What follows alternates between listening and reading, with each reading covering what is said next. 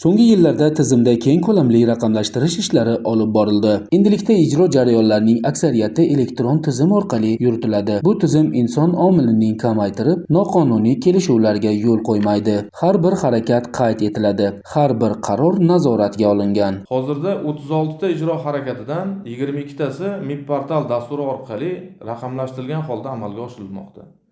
Natijada birgina Namangan viloyatida joriy yilning o'tgan davrda ijro ishi doirasida 75 mingta qarordan 57 mingtasi yoki 76% inson omili aralashuvisiz avtomatik tarzda qabul qilingan.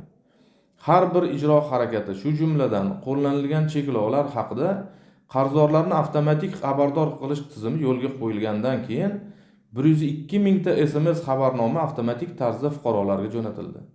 Bundan tashqari ichki xavfsizlik mexanizmlari kuchaytirilib, xodimlar faoliyati doimiy monitoring qilinmoqda. Murojaatlar esa tezkor ko'rib chiqiladi. Eng muhimi, jamoatchilik nazorati kuchaytirilgan. Fuqarolar ijro jarayonlarining onlayn kuzatish imkoniga ega. Qarzdorlarning ortiqcha ovora qilish va davlat ijrochisi bilan muloqotining oldini olish maqsadida elektron to'lov tizimlari orqali qarzdorlik bartaraf etilganda qo'llanilgan cheklov va taqiqlarning bekor qilishi 100% avtomatlashtirildi. Ahamiyatlisi, sohani raqamlashtirish natijasida 2021-yilda bir nafar davlat ijrochisi oyiga o'rtacha 92 ta ijro ishini tamomlagan bo'lsa, hozir bu ko'rsatkich 277 taga yetdi.